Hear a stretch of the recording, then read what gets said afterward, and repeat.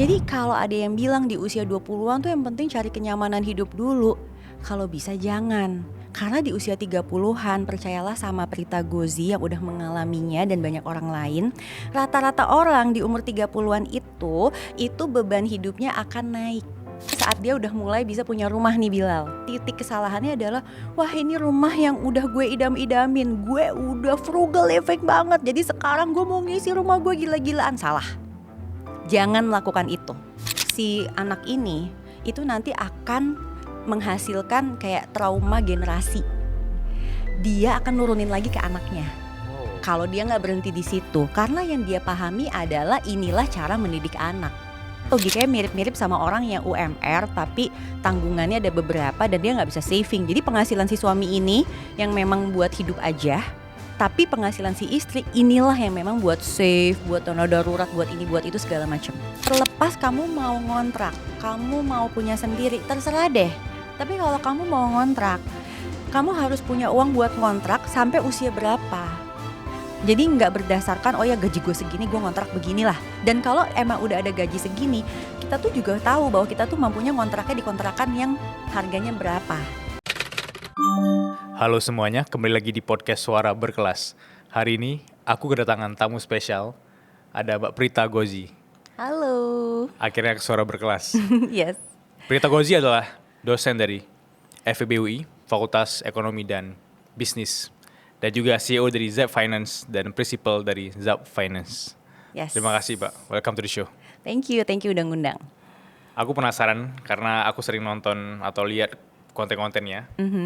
Ada konten yang aku save, yaitu tentang ngelewatin 3 financial journey.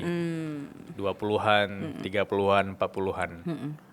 Dan aku rasa kayak 20-an, 30-an itu sama aja. Tapi Mbak Prita malah nge-breakdown itu dengan journey yang berbeda atau step by step yang berbeda Yes. gitu. Boleh ceritain ke kita, aku penasaran. Boleh. Jadi di konten itu tuh aku share kalau financial journey itu basically tuh kita bisa bagi 3. Di usia 20-an tuh sebenarnya adalah masa kita surviving. Nah aku istilah nuanginnya tuh dengan kerja living. Nah terus usia 30-an naik lagi, itu adalah usia dimana kita tuh mulai stabil, biasanya tuh gitu. Nah aku nuanginnya dengan kerja saving. Oke. Nah di usia 40-an hopefully everything udah mulai sustain dan kita akhirnya bisa grow gitu kan. Nah di situ aku menuangkannya menjadi saving, playing. Aku Tidak bilangnya kerja gitu. lagi. Ya bukan gak kerja lagi sih, masih kerja tapi ada saving dan ada playing juga lah. Nah sebenarnya aku tuh mesti balikin dulu nih dengan istilah living, saving, playing itu. Yes. Itu adalah istilah yang sering banget aku pakai sejak aku pertama kali mulai sering ngajar atau bikin dulu materi konten. Tadi kita sempat ngobrol, konten zaman dulu tuh masih artikel gitu kan, jadi agak panjang. So aku berusaha mencari apa ya pengganti dari ini adalah kebutuhan, ini adalah apa, something yang lebih simple dan mudah-mudahan catchy gitu. Aku akhirnya nemu waktu itu tiba-tiba pas sebelum mau naik panggung, living, saving, playing, kayak ada yang ngebisikin aja gitu. Entah gimana. Akhirnya aku jadi sering pakai itu. Living adalah berbagai pengeluaran yang memang harus kita lakuin Bilal. Karena tanpa itu hidup kita gak bisa berjalan. Contohnya makan, minum, rumah tinggal. Meskipun kos ya gak apa-apa, tapi kita tetap butuh rumah tinggal, transportasi. Itu semua masuknya ke living. And then kita punya playing. Nah playing ini adalah pengeluaran yang bisa jadi keinginan, bisa jadi kebutuhan kita. Intinya dia membuat hidup kita lebih nyaman. Jadi kalau itu gak ada, kita masih gak apa-apa tapi gak nyaman aja. Nah itu adalah playing. Dan yang terakhir adalah saving. Nah saving itu sebenarnya bahasa Inggrisnya kan to save. To save itu kan sebenarnya bukan nabung, tetapi kayak menyisihkan, mengalokasikan, apapun itulah namanya. Saving itu sebenarnya lebih general, karena saving ini bisa terus kita aplikasikan jadi tabungan, bisa juga jadi investasi atau apapun. Intinya terbagi menjadi 3 itu. Nah, aku ngelihat di usia 20-an, biasanya tuh kita akan fokus tuh adalah kerja. Dan lebih banyak orang yang memang kerja buat surviving. Hanya sedikit orang yang kerja tuh untuk passion, apa istilahnya ini diri itu aktualisasi, karena nggak semua orang seberuntung itu. Benar. Yang aku lihat adalah di usia 20-an akhirnya kita hampir kerjain ya udahlah apa aja, yang penting kita bisa survive. Nah, tapi jangan berhenti di situ. Kenapa? Karena di usia 20-an ini pada saat kita tahu ini adalah momen kita survive, sebenarnya di sini tuh harus kita benar-benar pikirin yang buat living itu jangan porsinya terlalu besar. Kenapa? Karena pada saat kita udah membiasakan diri, punya pengendalian diri, di umur 30 tuh lebih gampang biasanya. Hopefully di umur 30-an penghasilan kita meningkat. Akhirnya kita punya nih alokasi buat bisa kita sisihin. Yang mana mungkin di umur 20-an ada yang bisa ada yang enggak. Kira-kira tuh gitu. That's why I call it kerja-kerja mulai saving. Nah, dengan saving ini sebenarnya kita lagi berusaha membentuk yang namanya triangle of income. Triangle of income ini itu adalah satu struktur di mana orang kalau bisa dapat penghasilan itu dari kerja aktif dia. Kayak misalnya sekarang kita kerja aktif, and then terus dia harapin juga dia dapat penghasilan dari portfolio income. Artinya kan harus ada save-nya dulu dong. Yang di save itu nantinya bisa menghasilkan income. Dan jangan lupa ada juga mungkin pekerjaan atau aset yang memang juga bisa kasih penghasilan. Sebagai contoh misalnya kayak penulis, dia nulisnya sekali ya, hopefully dia dapat royalty. Nah itu adalah income yang terakhir yang kita sebut productive income. Nah kalau kita bisa build itu di usia 30-an dengan jumlah berapapun itu, hopefully di usia 40 kita kerjanya tuh lebih enak, lebih bisa memilih mau ngerjain apa karena kita udah bisa masuk ke fase playing yang mana membuat hidup kita lebih nyaman. Jadi kalau ada yang bilang di usia 20-an tuh yang penting cari kenyamanan hidup dulu, kalau bisa jangan. Karena di usia 30-an percayalah sama Prita Gozi yang udah mengalaminya dan banyak orang lain, rata-rata orang di umur 30-an itu beban hidupnya akan naik. Karena mungkin dia menikah, dia punya tanggungan dan lain-lain. Dan di umur 40-an itu sebenarnya menurut data statistik adalah generasi sandwich yang mungkin sesungguhnya. 40-an. Jadi from the beginning generasi sandwich itu termsnya dulu diciptakan ya waktu tahun 80-an dari Amerika Serikat. Itu sebenarnya adalah untuk mereka yang usianya 40-an 50-an. Kenapa? Karena pada saat orang ini umur 40-50 dan kalau dia punya orang tua, biasanya orang tuanya tuh udah lansia banget. Tapi kalau kamu misalnya masih umur 20, mungkin orang tua kamu mungkin udah gak kerja atau baru mau pensiun tapi masih di 50-an lah. Misalnya kita ajak kerja tuh masih mungkin, tapi mungkin gak bisa terlalu produktif gitu loh. Paling-paling mungkin kita nanggung adik atau apa, tapi kan adik ini juga bakal lulus. Bener nggak? Dan adik itu pada lulus ya harusnya dia bisa ini sendiri kan. Jadi memang titiknya itu sebenarnya di 30 supaya di umur 40 ini akhirnya tuh dia benar-benar bisa mulai playing dan nyaman. Dan ngejar di 50 itu udah financially independent. Di titik survive tadi aku masuk ke kacamata anak 20-an kali ya. Karena ketika kita survive, kita juga harus punya alokasi dana untuk playing tadi gitu, healing lah lebih tepatnya. Apakah itu salah Mbak Prita? Kalau di kacamata Mbak Prita sendiri? Oke, itu nggak salah. That's why aku selalu bilang living, saving, playing, tiga-tiganya penuhin. Tapi prioritasnya yang mana? Itu adalah living duluan, to be honest. Karena itu fakta hidup. Apalagi kita hidup di zaman sekarang, di mana biaya-biaya mungkin banyak yang naik, inflasi dan sebagainya. So itu adalah fakta hidup. So what you need to do adalah you need to understand what makes you really happy. Supaya playingnya itu benar-benar tepat sasaran, Bilal. For example, I know exactly apa yang membuat aku happy. Makanan gak terlalu. That's why kalau aku ditanya makanan, makan apa aja gue mah hayo aja terserah. Karena buat aku ngejar harus yang seperti ini tuh biasa aja. Tapi aku punya kesukaan lain. Yaitu aku suka banget kayak di rumah tuh nonton streaming. Terus aku suka banget kalau misalnya aku lagi traveling, aku tuh gak mau susah. Kenapa? Karena kerjaan aku sehari-hari aku dinas tuh udah sering susah gitu. Jadi kalau gue lagi traveling yang for myself, aduh sorry banget gue gak bisa tuh yang kayak bawa abon kering kentang gitu ya, nasi gitu gue gak mau. Jadi kalau emang itu belum dapat gue kumpulin uangnya, kira-kira tuh kayak gitu. So you need to understand exactly what makes you happy supaya saat kita mengeluarkan playing itu, Bilal, itu benar-benar efeknya tuh long last. Pada saat kita udah ngerti itu, percayalah playing kita itu akan tepat sasaran. Dan akhirnya kita bisa mengatur keuangan kita tanpa kebablasan. Kalau dari pengalaman Mbak Prita sendiri yang udah melewati fase 20-an, 30-an ya, apa kesalahan yang harus dihindari oleh orang 20-an dan 30-an? Mungkin boleh 3 kesalahan, karena baik dari kita sekarang mungkin tidak bisa melihat dari sudut pandang usia 40-an. Kalau aku masih 20-an, ngelihat 40-an kayak Jauh banget aman, masih gitu aman ya. deh, masih aman, aku bisa saving gitu ya. Apa yang harus aku hindari dari sekarang? Ya itu pertanyaan yang bagus banget. Di konten itu aku juga bilang, kesalahan pertama yang harus kamu hindari adalah biasanya di umur 20-an tuh orang kepingin aktualisasi pencapaian dia. Dan Yes. paling gampang aktualisasi pencapaian itu adalah membeli kendaraan. Ya, Ya, kenapa? Kelihatan. benar. Kalau rumah ya masa lu selfie gitu kan di depan rumah gitu atau depan apa kan orang juga males lihat ya. Tapi kalau mobil tuh kayak ketok gitu loh, orang Jawa bilang tuh gitu kelihatan. Benar. Nah, yang paling bahaya adalah kamu beli kendaraan dengan bantuan cicilan di atas 5 tahun. Itu bahaya banget. Oke. Logikanya kendaraan itu kan akan depresiasi. Makanya kalau sampai kamu beli dengan bantuan cicilan, itu sebenarnya maksimal secara teori financial planning itu cuma 2 tahun. Pertanyaannya kalau 2 tahun, ya mobilnya LCC dong gitu kan, istilahnya kayak Iya, gitu iya. ya, apa tuh yang low cost apa itulah Iya, gitu iya, kan. iya. Terus akhirnya kita jadi naikin dikit gitu. Padahal itu titik kesalahan pertama.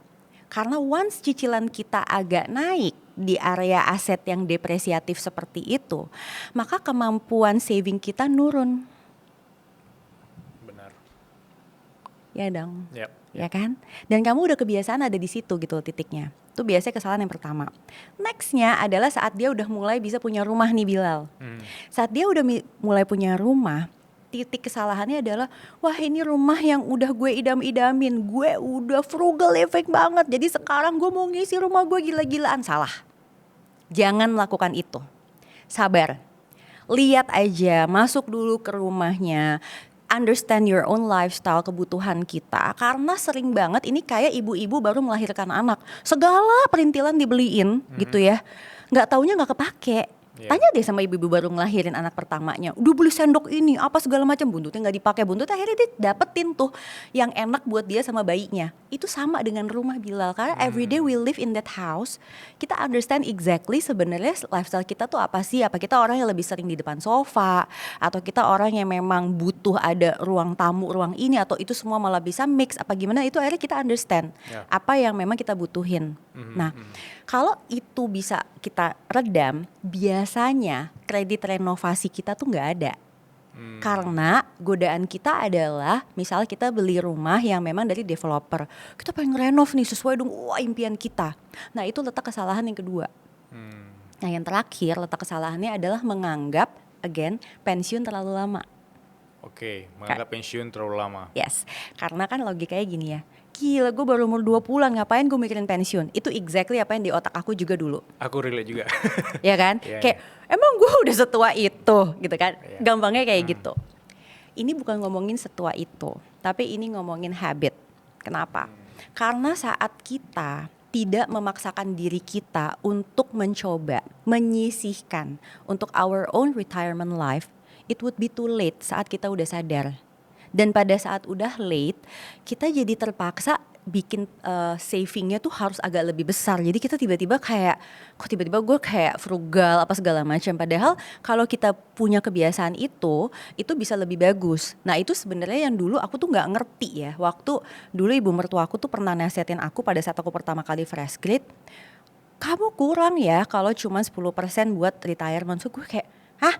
Kalau 10% kurang emang berapa? 30% gitu kan. Terus dia bilang sebisa mungkin 50%. Buat aku saat itu tuh kayak absurd banget gitu loh. Gimana ceritanya sih 50% gitu ya bisa gue ini, dan kenapa mesti 50%? Ternyata then I understand bahwa dalam hidup tuh plot twistnya banyak banget. Jadi kalau nggak pada saat the moment kita bisa 50% kita kerjain, nanti nggak akan terjadi tuh momen itu lagi gitu loh Bilal. Karena kayak so many things happen in our life gitu, plot twistnya banyak banget gitu ya. Or saat misalnya kita beneran ada duit ya, kita nggak pernah kebayang buat target kita tuh 50%. Jadi kita pakai buat yang lain. Iya. Ya nggak sih? Iya. Nah sekarang ya coba lu pikir baik-baik ya. Kalau misalnya kita nyisihin income kita sekarang, let's say ambil setengah lah gitu ya, 50% untuk retirement. logikanya itu aja ya, kita tuh udah nurunin taraf hidup loh.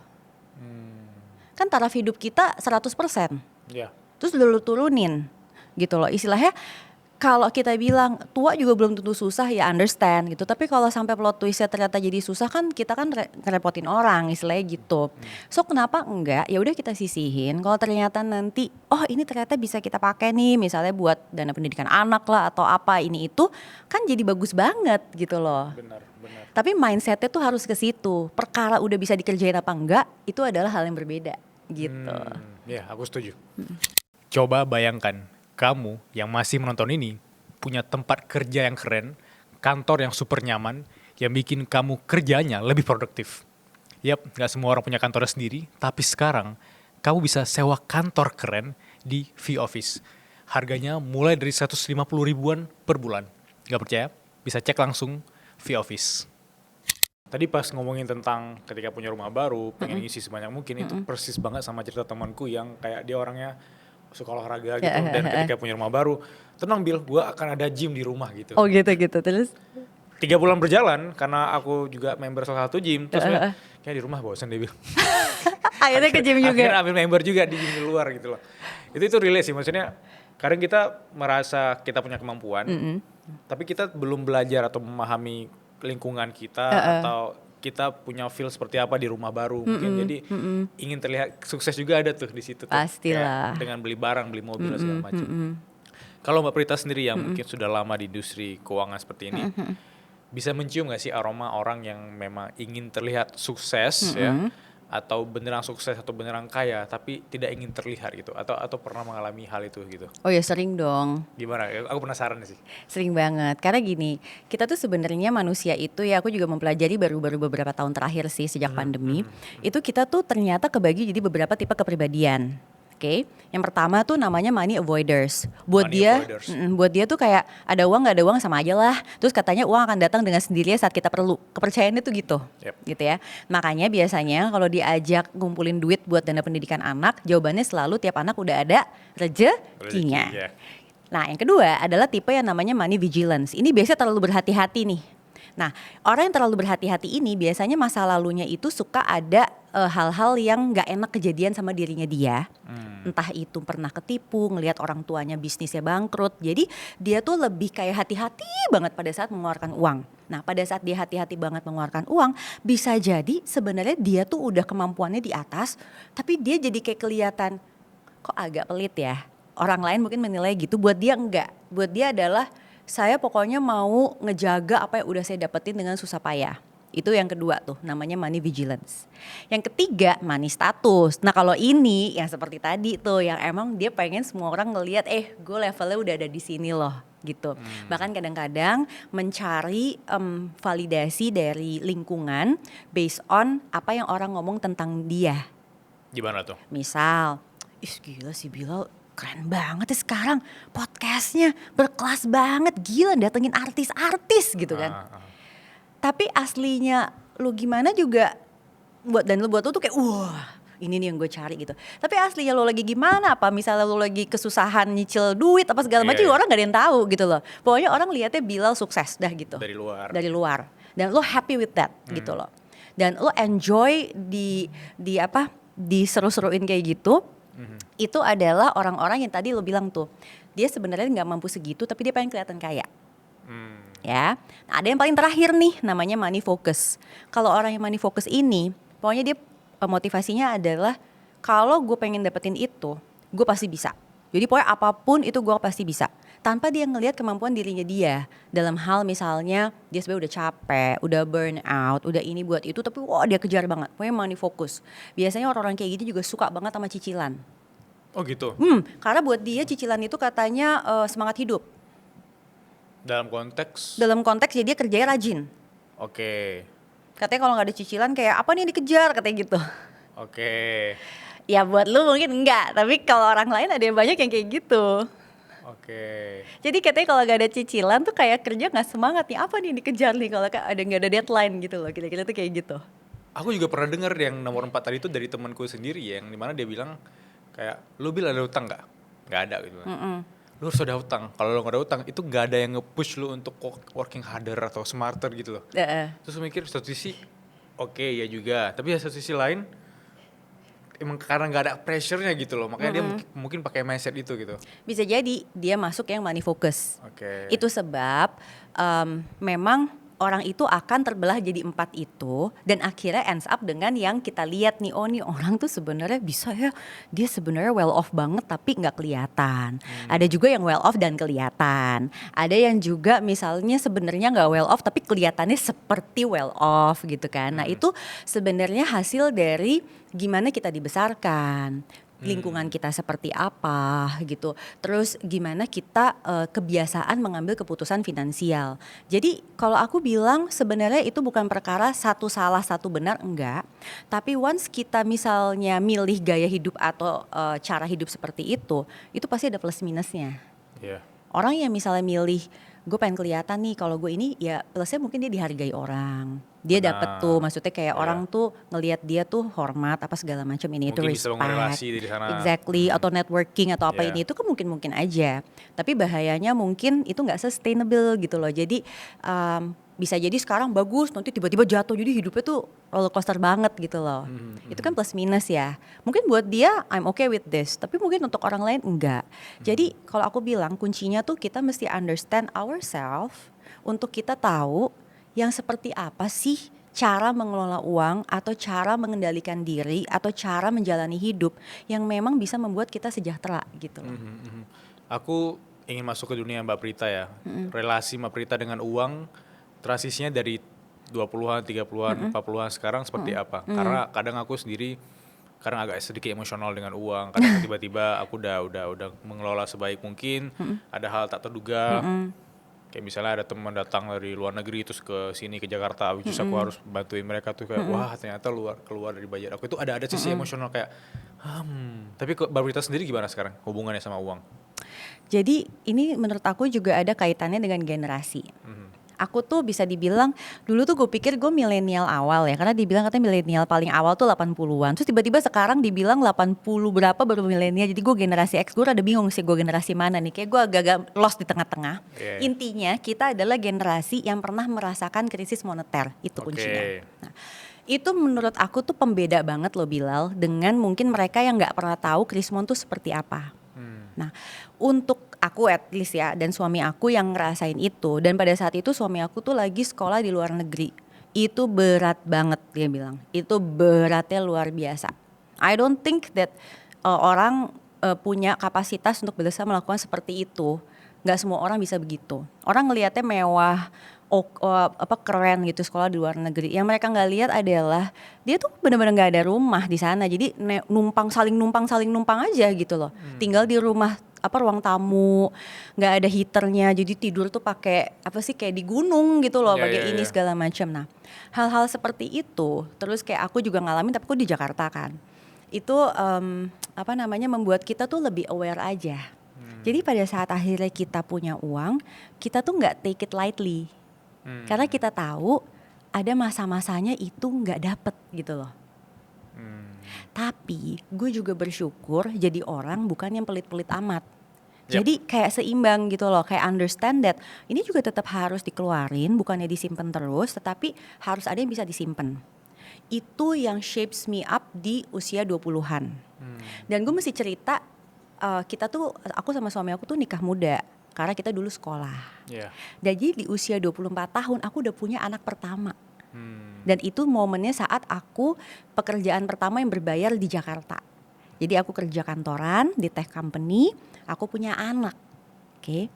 Itu rasanya tuh berat Bilal. Kenapa? Karena aku ngeliatin orang-orang pada bisa ngejar karir, aku enggak. Karena aku ada anak di rumah. Jadi aku startnya sama suami aku, kita sama-sama masuk kayak management trainee gitu. Dia tuh bisa begini, gue di sini aja gitu. Wah itu rasanya tuh kayak gimana banget. Jadi pada saat itu sempet kayak, gue pengen shopping belanja apa segala macam. Itu relasi gue sama uang di usia 20-an. Tapi terus ya itu ibu mertua kan ngomong gini-gini. Gue ngerasa gue udah save 10% sisanya. Gue shopping gitu kan ya. Apalagi kan katanya uang istri gitu kan. Terus dia bilang kayak gitu, gue diem gitu ya. Gimana caranya ya 50% gini. Oh ternyata caranya adalah gue gak shopping, udah gitu aja. Karena kalau digabung penghasilan suami dan istri ini kan jadi kayak hampir setengah-setengah lah gitu Iya, ya. iya. Ya. Jadi kalau dia bilang disuruh setengah, oh berarti simpelnya adalah penghasilan istri itu yang di save semua. Sesimpel itu sebenarnya. Sesimpel itu. Karena yang penghasilan suami ini yang buat hidup. Gimana deh caranya penghasilan suami itu mesti bisa buat hidup. Ini kan sebenarnya logikanya mirip-mirip sama orang yang UMR tapi tanggungannya ada beberapa dan dia nggak bisa saving. Jadi penghasilan si suami ini yang memang buat hidup aja. Tapi penghasilan si istri inilah yang memang buat save, buat dana darurat, buat ini, buat itu segala macam. Akhirnya itu yang gue kerjain di usia 20-an. Nah di usia 30-an lebih berat lagi. Kenapa? Karena di akhir usia 20-an aku gak punya pekerjaan. Jadi di tech company itu role aku hilang. Kasarnya nih either lo kena layoff atau lo mesti downgrade ke role yang lain. Kira-kira seperti itu. Aku pilih keluar. Jadi di umur mau 30 aku gak punya kerjaan Bilal. Padahal anak udah 2. Itu baru punya anak yang kedua. Itu beratnya luar biasa. Akhirnya apa yang aku kerjain? Ya udah aku lihat skill apa yang bisa kerjain. Pokoknya semua penghasilan dari skill itu gue kumpulin abis-abisan. Karena gue tahu wah ternyata bisa juga ya gue kena layoff kayak begini. Istilahnya tuh kayak gitu. Di umur 20-an jelang 30. Yang mana harusnya katanya kan menjelang 30 tuh sukses itu mulai di depan mata gitu. Ternyata kita malah penghasilan berkurang gitu kan. Tapi Ya. hari itu, momen itu tidak ada cicilan, tidak ada utang. Ada dong. Oke, semakin berat ya. Semakin berat banget. Itu ada cicilan rumah apa segala macem. Makanya itu yang membuat aku akhirnya oh I have to make this happen. Apa itu? Yaitu merintis si financial planning consultancy ini. Dan itu nggak mudah karena nggak kayak sekarang yang aksesnya tuh kayak everyone can just, bukan just ya, tapi kalau kita bagus kita bisa make konten apa segala macam, kita bisa make on our own. Kalau masa itu tuh enggak. Kita tuh harus kerjasama sama media besar dan lain-lain, dan orang ngeliat siapa sih Prita Gozi gitu kayak anak Yeah. pitik kayak begini gitu, ngapain kita percaya sama dia ibaratnya gitu. Itu susahnya luar biasa. Which is itu sebelum 2010. Itu sebelum 2010. Ya udah akhirnya pada saat 2010 dan itu akhirnya wah gila. Itu apapun uang yang kita punya itu gue kumpulin. Apapun uang yang suami gue hasilkan, suami gue alhamdulillahnya karirnya emang bagus banget gitu ya. Itu kita kumpulin buat apa? Ngelunasin rumah lebih cepat. Nah ini Bilal kuncinya di 30-an. Kan mindsetnya udah tadi tuh kata Yep. ibu mertua sebisa mungkin 50%. Gak bisa dong, namanya juga penghasilan udah kurang pas segala macam. Pada saat itu cicilan rumah lunas, ternyata jadi bisa. Oke. Karena cicilan tuh kan gede banget ya ternyata ya. benar. Jadi saat dia gone, itu langsung gue gantikan dengan saving itu. Gue kejar tuh. Itu baru bisa kejadian di 35 apa 36 lah umur gue. Gue kejar, cepet banget. 2 tahun dana kuliah anak pertama dapat. 2 tahun, setahun kemudian dana kuliah anak kedua dapat. Beberapa tahun kemudian mungkin baru kayak 2 tahun 3 tahun yang lalu gak. Itu yang suka orang-orang ributin 4% rule, akhirnya gue dapet juga angka itu gitu loh. Oke. Kira-kira tuh gitu. Tapi lu bayangin ya, gue start di usia 24. Gue baru dapetin itu mungkin di usia 43 kali. Itu berapa tahun? Hampir 19. 20 kan. Artinya gak ada yang instan. Mungkin untuk sebagian orang ada kali yang instannya kripto atau Iya, apa gue iya, nggak iya. tahu. Tapi jalur gue nggak gitu. Jalur gue tuh karyawan, ini segala macam. Ya udah, nikmatin aja. Emang ini rezeki gue begini. Tapi kan at the end dapet juga. Gitu. Realistis ya. Exactly. Menarik banget. Tadi Mbak Prita juga mention tentang dana pendidikan anak ya. Yes. Dan aku juga sempat baca tulisan Mbak Prita, yang dimana komitmen terpanjang di financial planning itu bukan cicilan rumah, Yes. melainkan pembayaran dana pendidikan anak. Satu anak sama dengan 18 tahun bayar pendidikan mereka. Kalau pakai topi antagonis, ada juga orang tua yang melihat itu sebagai investasi masa depan. Anakku investasi. Ini mungkin agak tertampar bagi sebagian orang, tapi aku mau masuk ke cara pandangnya Mbak Prita. Bagaimana yang sebenarnya atau seharusnya kita melihat dana pendidikan anak. Pertama, I feel so sorry untuk anak yang mungkin orang tuanya masih berpikir seperti itu. Yep. Nak, I understand what you feel, jadi sabar ya. Sabar, Udah sabar udah. ya. Sabar gitu.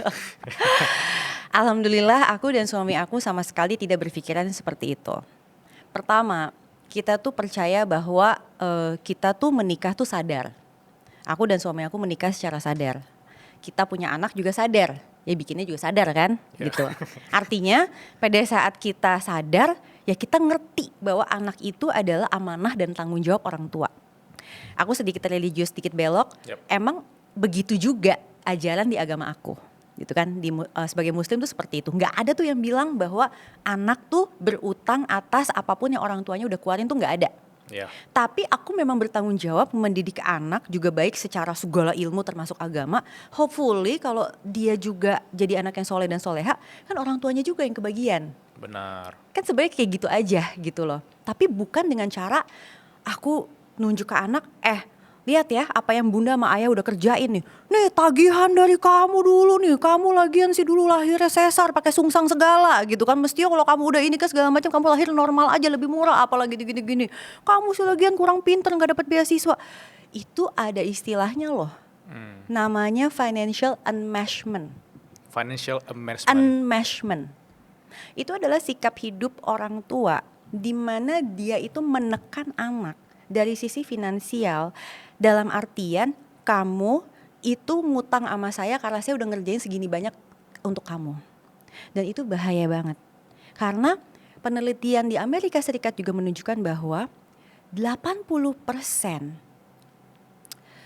kualitas anak itu ditentukan oleh orang tua yang berkualitas. Jadi orang tua tuh emang harus berkelas, sorry banget. Yap. Karena orang tua nggak berkelas, itu menghasilkan anak yang juga nggak berkelas. Itu akan turun-temurunnya seperti itu. Meskipun ada tapi secara data sangat kecil. Tapi itu ada. Gini ya, kalau kita ngomong financial enmeshment, anak itu bukan masalah siapa yang di masa tuanya bisa ngebayar balik orang tuanya dengan duit. Tetapi siapa yang di masa dewasanya itu bisa bahagia, sejahtera, dan bertanggung jawab penuh terhadap dirinya dia. Itu anak yang berbakti tuh begitu. Dia gak nyusahin orang tua, dia gak ini gak itu segala macam gitu kan. Jadi mindsetnya yuk kita balik. Kenapa? Karena bahayanya gini. Satu, kalau kita gak nyiapin itu nih Bilal. Pertama, anak akan ngerasa hubungan anak orang tua tuh transactional. Artinya, nih kalau misalnya ini kan ayah sama bunda udah ngerjain gini ya. Jadi kalau kamu nggak balikin nih, misal contoh ya, anak aku tuh sekarang baru kuliah itu ke University of Melbourne. Lihat aja deh search up sumber-sumber itu berapalah angkanya. Oke. Ketebak sih ya. Ya, even dapat beasiswa pun itu tetap ada living expenses yang mana silakan lihat di Melbourne seperti apa. Tapi tidak sekalipun kita bilang sama dia balikin ya nanti dengan pekerjaan yang gajinya segitu juga gitu lah. Kenapa? Karena itu adalah hak dia. Itu amanah kita sebagai orang tua. Oke. Yang kedua, bahayanya apa? Kalau orang tua ngelakuin gitu terus. Anak tuh gak bakal mandiri, Bilal. Kenapa? Karena the way dia mengambil keputusan itu semuanya adalah apa nih yang bisa gue kasih balik ke orang tua? Apa nih yang bisa gue kasih balik ke orang tua? Itu macam-macam loh. Dari sekolah aja bisa kayak gitu. Contoh ikut lomba-lomba. Kadang-kadang ikut lomba-lomba itu anak bukan karena dia pengen. Dia pengen aja orang tuanya tuh kayak, wah aku bangga banget kamu dapat medali gitu kan. Kira-kira kayak gitu. Jadi belum tentu karena dianya mau. Kalau dianya mau juga bagus. Tapi kalau enggak itu yang bahaya. Nah ini yang terakhir nih yang juga bahaya banget menurut aku. Itu adalah si anak ini itu nanti akan menghasilkan kayak trauma generasi. Dia akan nurunin lagi ke anaknya. Kalau dia gak berhenti di situ. Karena yang dia pahami adalah inilah cara mendidik anak. Yang dia pelajari seperti itu. Dulu dia digituin sama orang tuanya, katanya orang tuanya juga dulu digituin sama kakek neneknya dan seterusnya. Nah itu jadi gak kelar-kelar. Nah itu bahaya banget karena anak ini sulit untuk bahagia. Kamu pernah gak dengar banyak orang ya yang bilang generasi sandwich apa daya? Mau bahagia juga gak mungkin. Karena kalau kita bahagia, misalnya kayak kamu nih traveling kemana, terus ngelihat yang di rumah pada gak traveling tuh kayak ada rasa guilty gitu. Iya. Itu sebenarnya efek financial enmeshment. Karena kalau kamu misalnya traveling nih gitu ya, nanti keluarga ngelihat banyak duit nih gitu ya, bisa pergi ke sini, bisa gini-gini segala macam. Terus oleh-olehnya mana gitu. Wow, semakin beban ya. Semakin beban kan? Kan orang jadi kayak, udah deh gak jadi deh, masa gue mau pergi apa gue lagi mau shopping trip nih, emang gue just tip atau apa sih kayak gitu kan, kira-kira kayak gitu. Nah itu bahaya banget. Nah karena aku dan suami aku tidak mau seperti itu, jadi kita mengusahakan yang namanya dana pendidikan. Nah kita nih udah ngalamin nih Bilal, karena anak kita udah di tingkat 3. Jadi si 18 tahun itu tuh it's true. Dan zaman sekarang kadang sekolah aja nggak cukup. Lomba-lomba, les-les, apa segala macam, tutor ina itu, bimbel ina itu gitu. Mau masuk kuliah aja bimbelnya setahun, bener nggak sih? Bener. Ya kan gitu, apa PTN favorit atau apalah gitu. Jadi kan artinya memang nggak main-main nih. Nah, terus yang kedua aku lihat adalah karena aku sebagai financial planner, aku kan sering membersamai mereka-mereka yang mau pensiun. Ini jadi masalah saat orang tuanya pensiun, anaknya belum lulus. Oke. Jadi kadang kan ada orang yang istilahnya dapat anak udah usia berapa gitu ya, sehingga orang tuanya udah masuk 5556, anaknya masih SMP, anaknya masih SMA. Itu kan sesuatu yang kalau nggak dipikirin, itu uangnya dari mana? Kan jadi kayak gitu, bener nggak? Nah, yang ketiga yang aku pelajari adalah orang tua itu sepengen-pengennya ngasih pendidikan terbaik buat anak, tapi dia harus paham kemampuan finansialnya dia. Karena kalau dia nggak paham kemampuan finansialnya, biasanya yang terjadi adalah karena dia punya uang nih dari gaji dan sebagainya, dia keluarin semua nih Bilal. Padahal dia sendiri nggak nyiapin buat pensiun dia. Jadi akhirnya uangnya habis semua buat dana pendidikan anak. Di masa pensiun dia nggak punya aset atau apapun yang bisa menyokong hidup dia. Dan dia percaya, oh kan gue udah invest di anak gue sukses, gue dibayarin sama anak gitu loh. Jadi itu kayak nggak kelar. That's why itu kenapa buat aku dan suami dana pendidikan tuh penting banget. Dan kita nyekolahin anak setelah kita tahu duitnya udah ada. Bukan ya udah deh jalanin aja, insya Allah dicukupkan. Enggak. Tapi lihat dulu, oh ini bener bisa nih, bismillah yuk kita masukin gitu. Karena aku nanya gitu, even aku dan beberapa teman-temanku juga masih di lingkupnya gitu ya. Kita tidak memungkiri itu gitu. Tapi kayak kata Mbak Prita bilang tadi, kita bisa selesaikan itu di kita, memotong generasi itu di kita gitu. Nah kalau Mbak Prita sendiri itu memang sudah memotong atau emang dari dulu parentingnya berbeda, memang parentingnya itu sangat-sangat upgrade gitu loh, memahami tentang Sebenarnya anak. sih aku tuh juga gimana ya? Karena gini, kadang kalau kayak di podcast kayak gini kan sometimes orang juga nonton mungkin sepotong atau gimana gitu ya. Terus Yep. nanti bilang kayak, "Oh, si Prito ngomong gini nih tentang orang tuanya gitu-gitu segala macam gitu kan, itu bisa menyinggung perasaan dan sebagainya gitu." Yep. Cuman kalau dibilang bahwa aku benar-benar kayak bebas melakukan apa yang aku mau sih sebenarnya enggak juga. Aku tuh to be honest dulu tuh punya cita-cita tuh pengen jadi penari. Oke. Kamu percaya nggak sih aku dulu penari balet? Nggak percaya karena nggak pernah lihat ya. Ya iyalah udah pakai jilbab tamunya juga. Dulu tuh aku nari balet dari usia 5 tahun dan aku baru selesai nari itu pada saat aku menikah. Which is balet itu kan setahu aku mahal ya. Dulu sih biasa aja, tapi maksudnya gini, aku memang kepingin punya cita-cita jadi professional dancer. Lalu berubah jadi pengen punya sekolah balet. Oke. Jadi dulu tuh cita-cita aku kuliah di London. Yang mana akhirnya gugur gara-gara Krismon. Jadi dari London beralih ke Depok. Gitu kan. Emang kamu pikir dulu aku pengen kuliah akuntansi? Enggak lah. Gitu. Tapi itu cuma best option yang aku punya karena aku dapat jalur undangan waktu itu. Dan orang tua sangat mendukung untuk masuk akuntansi. Ya basically kan dulu ibu aku yellow jacket juga, jadi kayak Oke. biasa lah kan kalau kayak oh orang tua di sini kan kebanggaan lah kalau Ya, nerusin UI legacy gitu ya ya. gitu-gitulah gitu. Jadi aku ada tuh kayak gitunya kayak ya udah deh aku bikin bangga orang tua aku, apalagi aku bisa lolos tanpa tes apa segala macam. Pada saat itu kan kayak nggak mudah juga pilihannya soalnya nggak banyak kan. Dulu kan cuman ada tes atau tanpa tes, udah nggak ada jalur-jalur banyak kayak sekarang tuh nggak ada gitu. Jadi ya udahlah aku bikin bangga orang tua dan sebagainya gitu loh. Walaupun pada akhirnya sih aku menyadari bahwa oh ya mungkin ini sesuatu yang memang baik untuk aku. Tapi aku nggak bisa pungkirin aku tuh dulu sebenarnya punya keinginan lain loh sebenarnya yang nggak kesampaian kira-kira tuh gitu. Nah kalau suami aku memang dia lebih dibebasin jadi dia tuh kebalikannya aku. Kalau aku tuh lebih kayak dijagain banget. Kalau suami aku tuh kayak bener-bener udah bebas gitu kayak dia nentuin sendiri aja segala macam. Jadi akhirnya kita sebagai orang tua nih ketemu di tengah gitu loh. Antara aku yang masih ada jaga-jagainnya, sedangkan suami aku juga sadar bahwa anak laki tuh nggak boleh digituin apa segala macam. Jadi parenting kita akhirnya jadi ya kalau tadi kamu bilang udah lebih upgrade ya alhamdulillah ilmunya juga udah lebih banyak kan gitu. Jadi kita bisa nih nggak ngelakuin gitu ke anak gitu lah kira-kira. Untuk menentukan prioritas keuangan kita, kalau per hari ini mungkin aku melihat Mbak Prita masih nomor 1 anak gitu ya. Ternyata nomor 2, nomor 3, nomor 4, nomor 5 seharusnya apa? Supaya menurut Mbak Prita tuh lebih rapi gitu. Oke, sebenarnya urutannya pertama tuh bukan di anak tapi dana darurat. Oke, aku malah tidak ketebak. Aku kira dana darurat itu di nomor 2 gitu loh. No, dana darurat itu harus selalu jadi nomor satu. Yes. Dan ini penelitiannya udah banyak. If you have enough cash, you will be able to make decisions logically. Artinya, orang yang memiliki cash cukup, artinya nggak berlebih loh, dia akan cenderung mampu mengambil keputusan secara logis dan terstruktur. Tanpa ada tekanan dari mindset keuangan Exactly. tadi. Pertanyaannya jumlahnya berapa? Penelitian terakhir di tahun ini oleh Vanguard dari Amerika Serikat, ekivalen 3.000 US dollar. 2.000 US dollar. Artinya sekitar 30 juta rupiah kalau di Indonesia kan. Tapi kan itu secara umum ya. Iya, Menurut aku nanti harus disesuaikan lagi dengan kita tinggalnya di kota apa dan sebagainya. Benar. Tapi ini tuh sebenarnya cash buffer bill yang memang harus ada dalam bentuk cash, bukan cash ekivalen. Cash ekivalen tuh kayak misalnya emas atau apalah gitu-gitu, liquid aset, enggak, ini cash.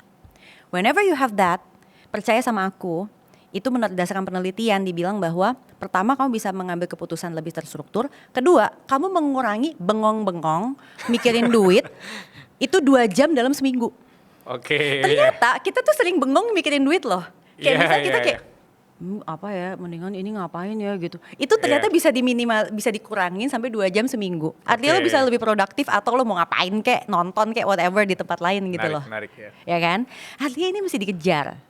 Walaupun orang bilang prakteknya susah, ya praktek ya gimana kamu lah. Tetapi kan ini teorinya nih. Aku nggak kasih tahu apa yang baik gitu loh. Seperti orang ngomong dewasa itu tidur harus 8 jam sehari, pernah denger gitu nggak? Iya, iya, sering. Prakteknya emang orang beneran 8 jam. Enggak Biasanya juga kan? 6 jam lah ya. Ya kan? Artinya jangan karena kita nggak bisa ngerjain teorinya, kita langsung bilang itu salah. Enggak, itu tetap benar. Tapi mungkin kita susah aja ngejalaninnya. Iya. Nomor 1 itu dana darurat. Nomor 2, Dan darurat, oke. yes, itu yang pertama. Nomor 2 itu sebenarnya adalah tempat tinggal. Oke, aku nebaknya tadi asuransi. No, Oke. tempat tinggal. Tempat tinggal, alright. Karena tempat tinggal itu kan kebutuhan dasar manusia. Terlepas kamu mau ngontrak, kamu mau punya sendiri, terserah deh. Tapi kalau kamu mau ngontrak, kamu harus punya uang buat ngontrak sampai usia berapa. Jadi nggak berdasarkan oh ya gaji gue segini gue ngontrak beginilah. Dan kalau emang udah ada gaji segini, kita tuh juga tahu bahwa kita tuh mampunya ngontraknya di kontrakan yang harganya berapa. Bukan yang gue pokoknya maunya kamar mandi dalam, maunya gini apa segala macam. Ya tetap disesuaikan dengan penghasilan kita. Yap. Nomor 3, itu pada saat kita udah menikah, itu berarti dana membesarkan anak. Jadi ada masuk nih tiba-tiba. Tapi kalau kita belum menikah itu nggak masuk. Nah, dari dana membesarkan anak ini, baru yang terakhir itu adalah dana pensiun. Jadi 4 ini nih sebenarnya. Dana darurat, tempat tinggal kita. Kalau sampai udah nikah dan punya anak, berarti ada anak nih masuk membesarkan anak. Terakhir adalah dana pensiun. Nah, dana darurat ini kadang bergabung dengan asuransi. Ya. Karena ada orang-orang yang kesulitan misalnya untuk ngumpulin cash sebanyak itu atau dana darurat sebanyak itu, solusinya mungkin ya udah beli asuransi kesehatan, kamu bayar premi segini, jadi kalau sampai karena sakit bisa digantiin lah. Tapi 4 ini tuh checklist yang setiap orang tuh harusnya akan kejadian gitu loh bilang. Nah, di luar itu gue sukanya experience, gue sukanya ini, gue sukanya itu, selalah bebas. Kemarin nih aku waktu seminar nih, aku cerita dikit ya. Yes. Waktu seminar ada Gen Z nanya sama aku. Karena di seminar itu tuh pesertanya dari Gen Z sampai udah mau pensiun. Waduh, kalau udah dapat peserta yang terlalu range-nya Yeah, jauh yeah. gitu tuh kayak oke deh gitu kan. Nah, terus dia nanya gini, boleh gak sih Mbak Prita kalau aku kan Gen Z nih, umur baru 25 tahun. Boleh gak kalau aku gak mikirin pensiun sekarang, jadi aku 2 tahun ini aku mau happy-happy aja, menyenangkan diriku sendiri dan lalalalalalala. Lalu nanti 2 tahun lagi baru aku mikirin pensiun. Aku bilang sama dia, aku tanya balik, terus kamu kalau kamu mau save atau invest, kamu save atau investnya buat apa? Ya gak tahu sih, pokoknya yang penting punya tabungan aja. Gak bisa, aku bilang gitu. Itu kesalahan Gen Z adalah kamu ngumpulin uang tanpa tahu buat apa uangnya. Itu salah besar. Dan aku akhirnya kasih tuh si 4 checklist itu. Aku tanya sama dia, dari 4 ini kamu yang belum punya yang mana? Ternyata belum punya semua. Akhirnya aku bilang, ya jelas lah berarti kamu dana darurat kan? Iya. Jadi kamu udah jelas sekarang, kamu nabung buat apa? Dana darurat. Pada saat kamu tahu kamu nabung buat dana darurat, apa impactnya? Kamu tahu persis kamu nabungnya di mana. Harusnya dia nabung di mana? Yes, dia udah nggak nanya-nanya lagi harusnya. Kan orang banyak juga Gen Z nih, aduh pengen nabung, pengen investasi, di mana yang paling bagus ya, kan gitu-gitu kan, segala macam kayak kebingungan. Kebingungan itu nggak akan terjadi kalau kita tahu tujuannya apa. Akhirnya dia gini, jadi aku sebenarnya boleh seneng-seneng. Siapa yang ngelarang, kan ada living saving playing. Tapi savingnya kamu nggak boleh tinggalin. Dana darurat kamu harus kumpulin. Dan kalau kamu belum punya 3 kali pengeluaran rutin bulanan, I'm so sorry. Kamu belum bisa tuh healing-healingnya seperti kamu mau, aku bilang gitu. Kamu carilah cara gimana kamu tetap bisa healing, tapi kamu kekumpul itu semua. Akhirnya dia baru ngerti gitu loh. Karena kalau nggak gitu Bilal, itu bakal berantakan banget nanti ke depannya. Aku sempat baca juga, tapi aku lupa spesifik berapa persen. Tapi mostly Gen Z Indonesia itu sebenarnya tidak punya dana darurat.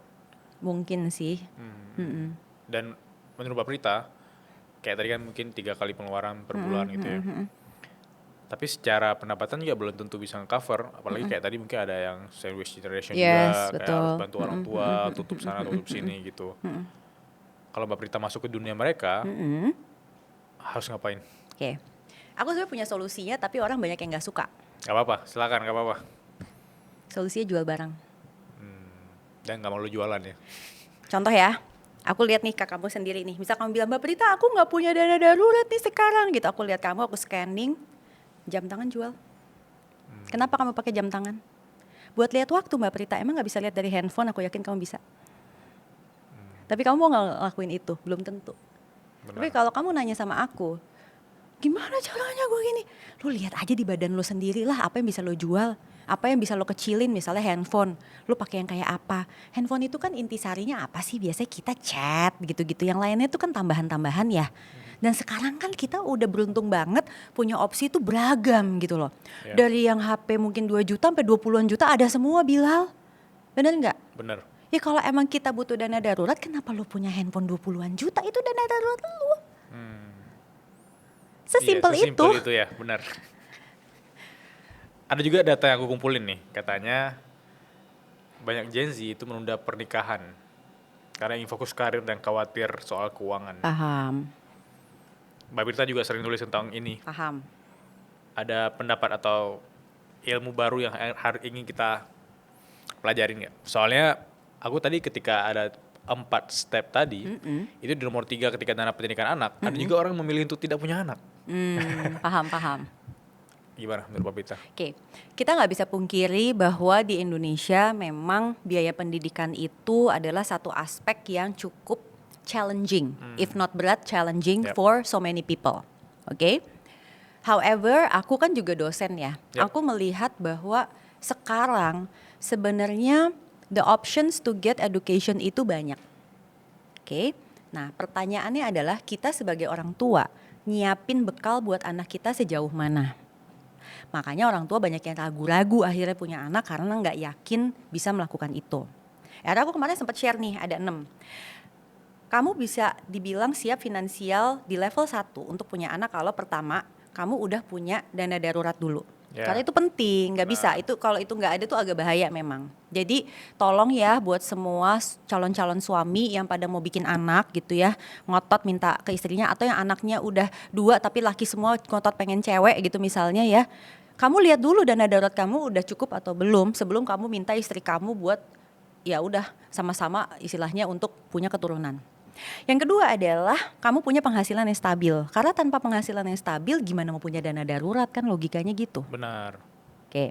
Yang ketiga, kamu harus bisa bayar premi asuransi kesehatan minimal BPJS.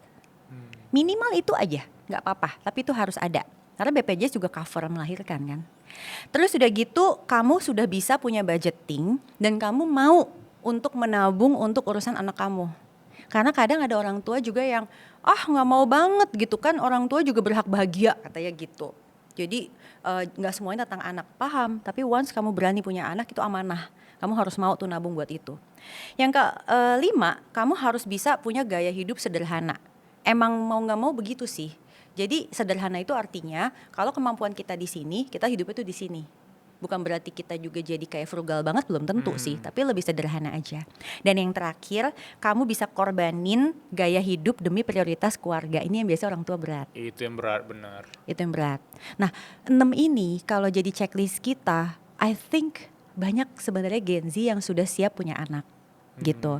Karena bebannya itu kan sebenarnya di gengsi orang tua itu juga penting ya. Benar. Kayak gini, masukin anak di sekolah SD yang kayak gini, ih males banget, malu misalnya gitu.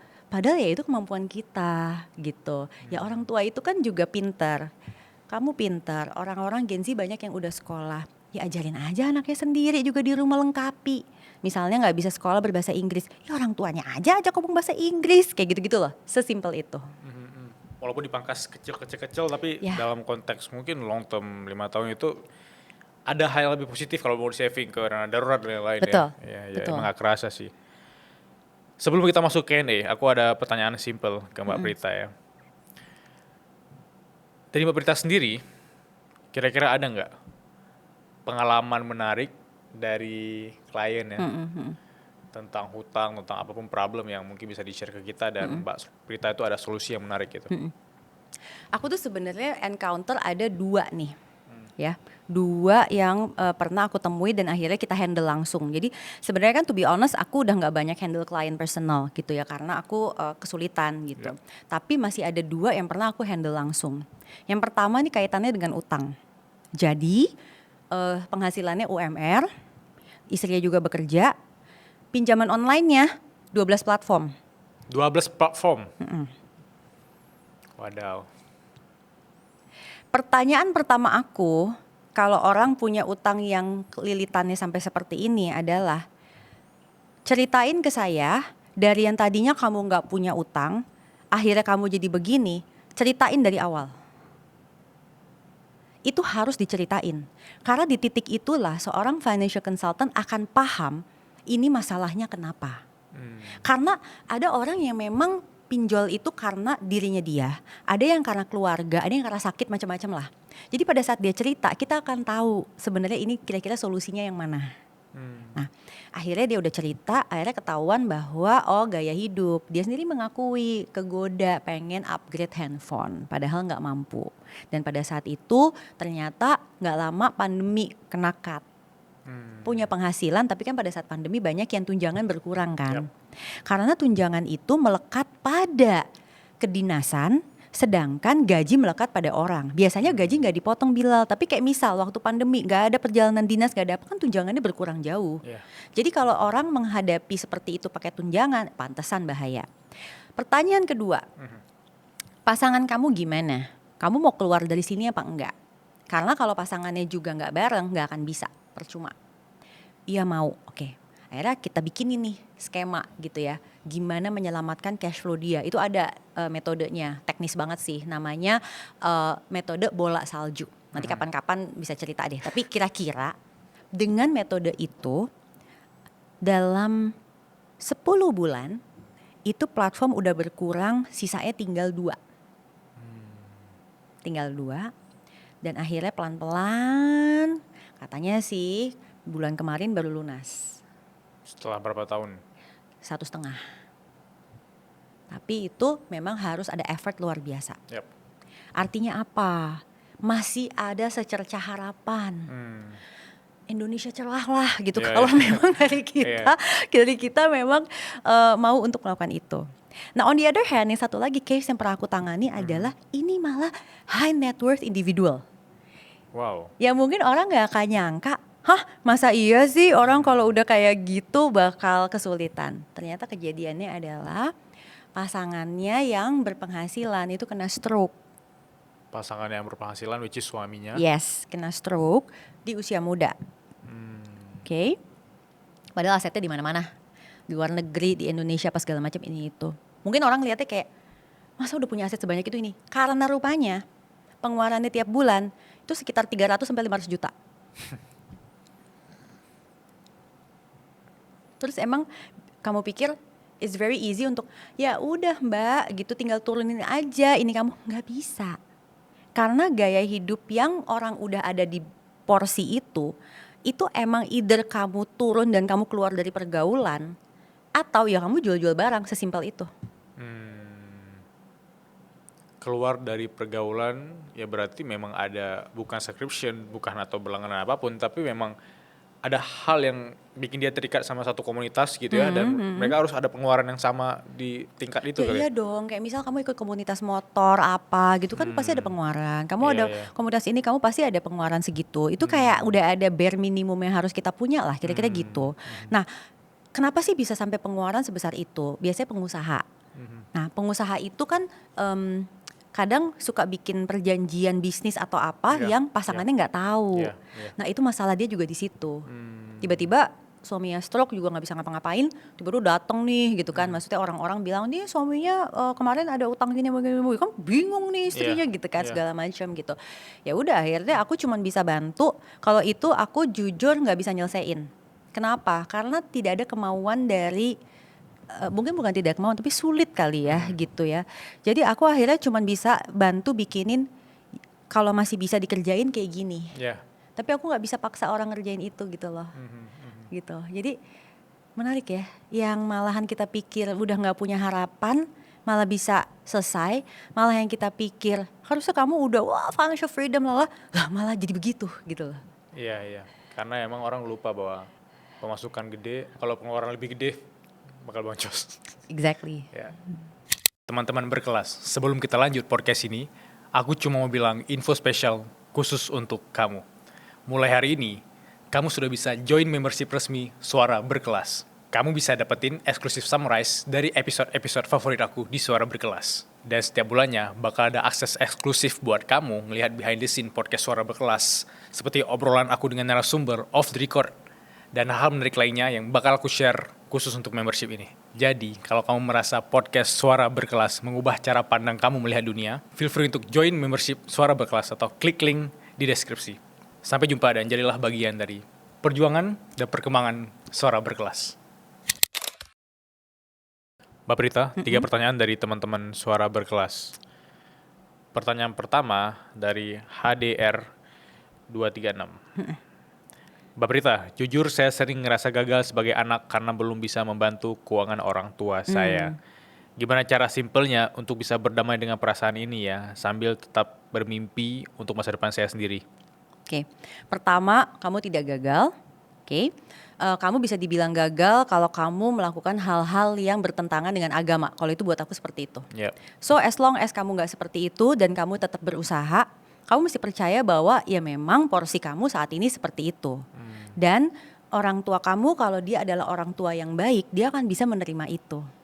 Karena sebenarnya ya ada istilah anak katanya durhaka, tapi orang suka lupa orang tua tuh juga bisa durhaka loh sebetulnya. tapi jarang terekspos kali ya. Exactly. Jadi tolong hindari dan keluarin pikiran bahwa saya gagal, tapi usaha terus. Dan yang namanya membanggakan orang tua itu nggak melulu dari sisi finansial atau pencapaian hidup. Kalau dari sisi gagal itu kan orang-orang emang ngelihat dari materialistisnya gitu, kayak ada barangnya, bisa bawa orang tua umroh gitu ya. Itu kan yang dimunculkan juga di sosial media ya. Tapi aku sangat-sangat relate sama kata-kata di awal tadi ya, sebelum Q&A, ketika kita tidak membebani orang tua kita, ketika kita bisa fulfill kita punya dream sendiri dengan uang kita, itu sebenarnya sudah konteksnya sukses ya untuk seorang anak ya. Karena kan logikanya tugas orang tua itu adalah dititipi, dapat amanah untuk membesarkan, mendidik, menurture, mengguide supaya akhirnya mereka bisa mandiri dong. Jadi sebetulnya kalau akhirnya anak itu bisa bertanggung jawab sama dirinya sendiri dan keluarganya dia, dan kalau aku tambahannya dalam koridor agama yang aku anut, ya itu anakku ya alhamdulillah udah sukses gitu loh. Yap. Aku ke pertanyaan kedua ya. Dari Laila Utami. Kak, izin nanya. Kalau kita terlilit utang dan kita ngerasa bahwa tidak ada jalan keluarnya, aku harus melakukan aksi apa ya untuk aku bisa melihat harapan itu masih ada? Oke. Angka tidak pernah berbohong. Jadi aku akan selalu bilang, kamu ambil kertas dan ambil pen. Jangan tulis di laptop atau ketik-ketik. Karena journaling dengan tangan itu efeknya beda dengan ketikan. Ambil kertas, bikin tabel, utang saya di platform apa aja atau institusi apa aja, bank atau apapun itu. Berikutnya adalah berapa jumlah cicilan saya. Berikutnya adalah berapa sisa utang yang masih harus saya bayar, jadi totalnya nih. Terakhir adalah berapa bunganya. Oke. Kamu urutin dari yang cicilannya ya, yang dimana sisa utang itu paling kecil. Jadi kalau sisa utang paling kecil itu utang yang mana, terlepas dia cicilannya berapa besar atau bunganya berapa besar, itu duluan yang kamu selesaikan. Teori ini bilang kalau kamu bisa menghilangkan satu list dalam daftar, itu akan sparks kepercayaan diri bahwa aku ternyata bisa loh melakukan ini. Nah, caranya gimana? Maka kamu harus lihat nih, oke, dari penghasilan kamu itu emang kurang atau tidak. Kalau misalnya memang ada faktor kurang, kamu lihat masih mungkin gak kamu lebih frugal lagi. Kalau emang tidak bisa, ya memang tidak ada jalan lain selain kamu harus mencari cara menambah income mungkin untuk sementara waktu. Dimana sekarang opsinya itu cukup banyak ya, baik dari online, commerce, macam-macam lah. Tapi itu bukan yang harus terus-terusan, hanya sampai batas kita mulai bisa ngilangin daftarnya satu persatu. Ya. Aku setuju sama itu. Dan masuk akal, masih bisa realistis untuk kita kerjain. Betul. Pertanyaan ketiga dari Safira Khaila. Mbak, izin nanya. Saya sering menghindari ngobrol keuangan karena takut memicu konflik dengan keluarga saya. Padahal di satu sisi saya ingin membantu adik saya kuliah, dan sisi lain orang tua juga banyak banget utangnya gitu. Saya sendiri belum mapan dan saya ingin mengatur keuangan saya dengan sehat, tapi susah sebagai tulang punggung keluarga. Ada solusi? Oke. Again, angka tidak berbohong. Ada satu tools yang jarang banget dipakai sama orang, tapi ini penting. Oke. Namanya tools balance kekayaan bersih pribadi. Jadi basically kita bikin di sebelah kiri itu semua harta yang kita punya, di sebelah kanan itu adalah semua pinjaman yang masih harus dibayar. Bukan cicilan, pinjamannya. Dalam hal ini kan tadi dia share ini orang tua yang banyak utang. Berarti hartanya itu termasuk harta orang tua. Oke. Yep. Dari sini sebenarnya akan kelihatan Bilal, orang tuanya sebenarnya punya harta nggak sih buat bayar pinjaman tersebut? Kalau misalnya iya, contoh misalnya jual rumah, ya maka mungkin itu perlu dilakukan. Tapi ingat, pada saat jual rumah artinya dia harus menyisihkan sejumlah uang untuk bisa ngontrak untuk sekian lama, kira-kira gitu. Karena kan dia tetap harus punya rumah tinggal. Nah, itu sebenarnya adalah kuncian. Ada orang yang pernah nih cerita, anaknya tuh kayak sedih gitu karena nih kayaknya my parents tuh broke deh, dia nggak nyiapin tabungan buat aku kuliah, jadi kayaknya aku mesti cari beasiswa lalala. Tapi terus dia sempat cerita juga bahwa iya dia tuh gimana sih nggak nyiapin tabungan gini, tapi dia masih ada rumah 3 sama masih punya mobil 1. Artinya apa? Dia pikir tabungan itu harus berbentuk tunai, cash. Yeah. Padahal berarti si rumah yang 3 itu ya harus dijual, bener nggak? Mungkin pada saat itu cita-citanya punya rumah mau dikontrakin atau apa, tapi ternyata nggak bisa karena ada tanggung jawab ini. Nah, dengan begini aku pengen pendengar kita ini itu tuh ngobrol sama orang tuanya, sama-sama duduk bareng dan cari solusi untuk utang tersebut. Baru berikutnya ini soal si kuliah adik itu. Yeah. Karena kuliah adik itu juga adiknya harus diajak ngobrol.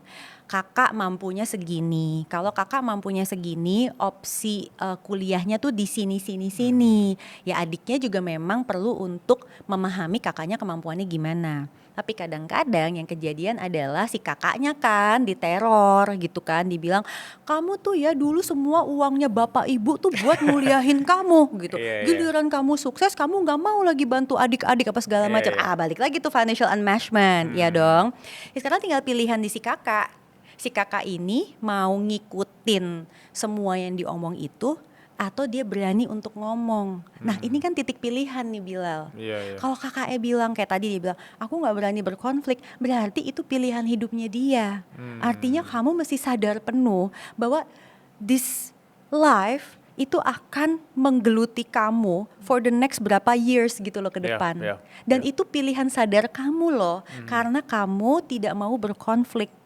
Yang tadi aku sering bilang bahwa kamu memilih loh untuk gak apa-apa deh gue diginiin daripada gue diomongin orang. Benar. Gue dibilang anak durhaka. gue dibilang apa, nggak apa-apa deh. Ya berarti itu you secara sadar kamu mau melakukan itu. Maka kalau udah itu yang kamu pilih, aku cuman punya satu saran. Ikhlas. Ya, ikhlas dalam kesedihan.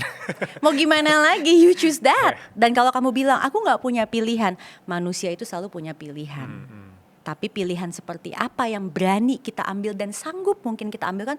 Kadang ya omongan orang kan emang suka nyelekit banget. Tapi kan faktanya ada juga yang cuek banget gak peduli. Ada juga yang aduh gitu kan. Ya sudah, kamu yang paling tahu diri kamu. Kalau kamu gak sanggup, ya udah. Berarti ini harus kamu jalanin gitu aja. What you're not changing, you're choosing katanya. Yes. Karena itu pilihan hidup ya. Tuh. Terakhir, Mbak Prita, aku penasaran. Ada nggak the worst advice yang pernah kakak dengar? Ada. Ini tuh menarik ya, karena aku nggak tahu sebenarnya ini potongan aja atau ini tuh lengkap. Karena sometimes nasihat keuangan itu suka dipotong-potong. Tapi kayaknya sih yang ini aku dengernya tuh udah komplit, yaitu orang dibilang nggak perlu kamu bikin budget. Itu 50-30-20, living, saving, playing tuh bikin kamu malah nggak bisa achieve apa-apa. Udahlah, jalanin aja. Lu duit punya berapa, ya udah pengeluarannya berapa, yang penting katanya gitu. Yang penting nggak minus. Itu bahaya banget. Karena penelitiannya sudah banyak sekali bahwa budgeting helps us to make logical decision. Karena dengan budgeting itu ada di mental kita tahu bahwa saya memang hanya boleh pakainya segini. Jadi kalau misalnya ini lewat, saya sadar penuh ini tuh lewat. Dan saya tahu bahwa saya harusnya balikin ke sini suatu hari nanti. Mungkin gak sekarang. Tapi aku tuh selalu yakin akan ada masa-masanya Tuhan kasih kita rezeki lebih, Bilal. Gak mungkin enggak. Benar. Aku yakin banget itu. Dan pada saat itu terjadi dan kamu gak punya budget, akan bablas aja. Aku sering bercanda sama bapak-bapak di seminar. Aku bilang gini, coba bapak-bapak inget-inget. Kalau sekarang bapak-bapak udah mau pensiun, belum punya dana pendidikan anak.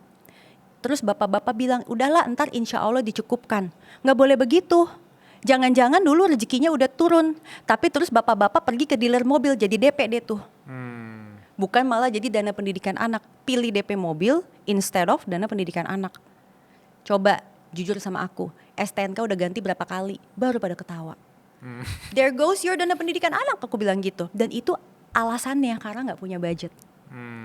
Nah, kalau kamu belum bisa ngejalanin budgeting living 50%, saving 30%, playing 20%, jangan salahkan teorinya.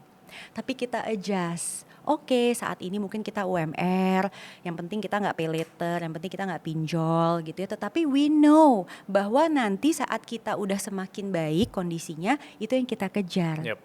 Jadi itu menurut aku penting banget untuk semua orang punya budget supaya mereka bisa create hidup yang memang lebih indah dan sejahtera. Wow, luar biasa sekali. Thank you Mbak Prita atas omongan hari ini. Aku sangat banyak belajar hal baru. Thank you juga. Ya, thank you, sehat terus. Terima kasih semuanya. Sampai jumpa.